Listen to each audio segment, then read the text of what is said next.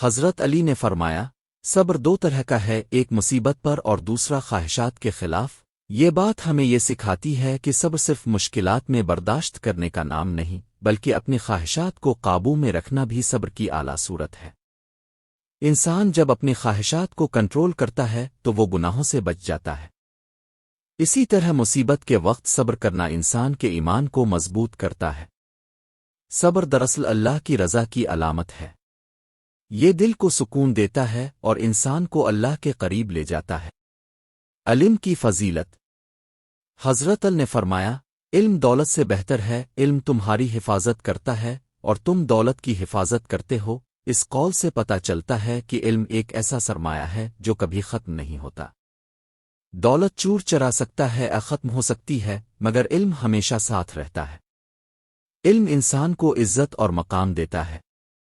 علم ہی کی وجہ سے انسان دنیا اور آخرت میں کامیاب ہوتا ہے۔ اس لیے ہر مسلمان کو علم حاصل کرنے کی کوشش کرنی چاہیے۔ نیک صحبت کی اہمیت۔ حضرت علی نے فرمایا، برے آدمی کے ساتھ رہنے سے تنہائی بہتر ہے اور نیک آدمی کے ساتھ رہنے سے تنہائی باری ہے۔ یہ بات بتاتی ہے کہ دوستوں کا انتخاب سوچ سمجھ کر کرنا چاہیے۔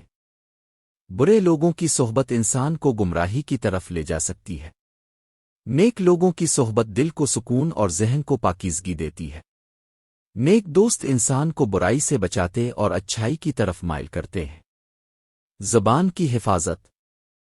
ابن نے فرمایا، زبان شیر کی طرح ہے، اگر اسے آزاد چھوڑ دو گے تو یہ تمہیں زخمی کر دے گی اور زبان سے نکلے الفاظ واپس نہیں آتے۔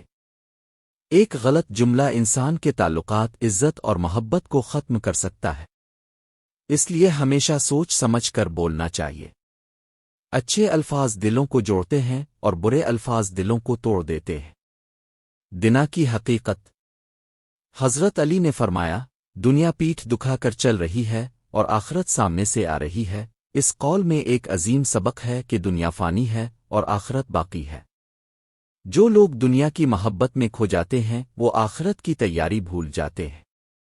دنیا کا مال و دولت وقتی ہے، مگر آخرت کی نجات ہمیشہ کے لیے ہے۔ بخشش اور درگزر۔